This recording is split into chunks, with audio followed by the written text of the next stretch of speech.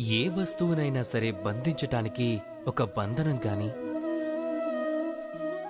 ఒక తాడు గాని ఉండటం చాలా అవసరం. కానీ ఆ తాడుకి బంధించగలిగే శక్తిని ఎవరిస్తారు?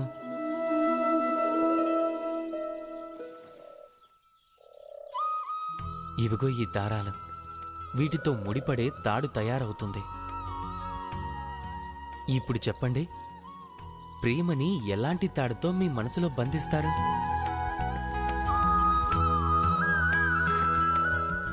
ప్రేమ బంధించబడేది విశ్వాసంతో. ఆ విశ్వాసమనే తాడు యొక్క ఆధారం సత్యమనే దారాలతోనే ఏర్పడుతుంది.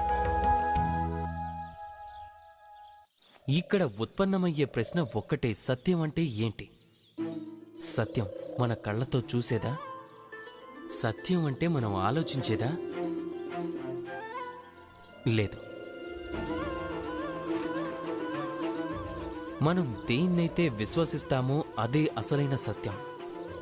విశ్వాసం అంటే కూడా అదే. దేన్నైతే మనం సత్యమని భావిస్తామో. వాస్తవంలో సత్యం మరియు విశ్వాసం ఒకే నాణానికి ఉండే రెండు ముఖాల్లాంటివి.